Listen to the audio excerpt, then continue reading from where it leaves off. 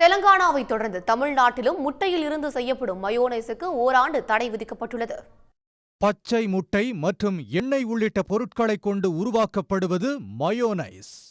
Momos, shawarma, sandwich, bread omelette போன்ற உணவுப் பொருட்களில் இந்த மயோனைஸ் வைத்து சாப்பிடுவது வழக்கமாக உள்ளது.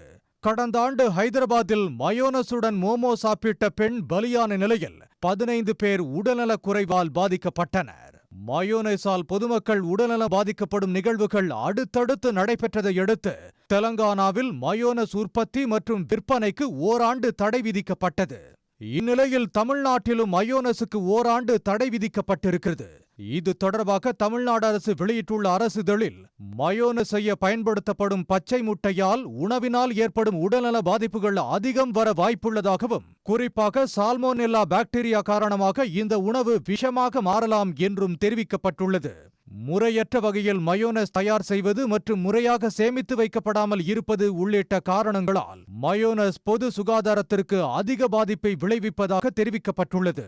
எனவே பொதுமக்கள் நலன் கருதி தமிழ்நாட்டில் மயோனஸ் உற்பத்தி செய்வது, சேமித்து வைப்பது, விற்பனை செய்வது உள்ளிட்டவைகளுக்கு தடை விதிப்பதாக தமிழ்நாடு அரசின் அரசிதழில் தெரிவிக்கப்பட்டுள்ளது. ஏப்ரல் 8ஆம் தேதியிலிருந்து ஓராண்டு காலத்திற்கு இந்த தடை உத்தரவு அமலில் இருக்கும் என குறிப்பிடப்பட்டுள்ளது. உடனுக்குடன் செய்திகளை தெரிந்து கொள்ள சன் நியூஸ் பெல் ஐகானை கிளிக் பண்ணுங்க.